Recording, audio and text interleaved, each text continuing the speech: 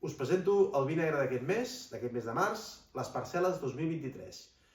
Aquest és un vi que fa el celler Oller del Mas en col·laboració amb un projecte que es diu Bella Serra, que de fet prové de gent que treballa dins Oller del Mas. No es fa al Pla de Bages, d'on és el celler Oller del Mas, sinó es fa a Bellaterra, d'acord?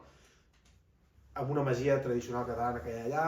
El que passa que això és sense DO, per tant, les vinyes no estan allà concretament, sinó que són de diverses parcel·les que tenen en col·laboració amb altres llocs. Per tant, no té una identitat definida de territori, però sí que té una identitat molt definida d'aquests vins ara moderns, de frescor, subtilitat, lleugeresa, una punta de sequetat agradable que et convida a menjar. Amb què?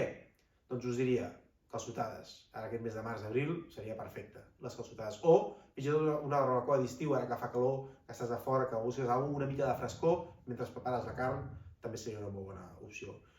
D'aquesta fet, garnatxa negra, sirà i picapoll negre. Varietats que busquen aquesta subtilitat.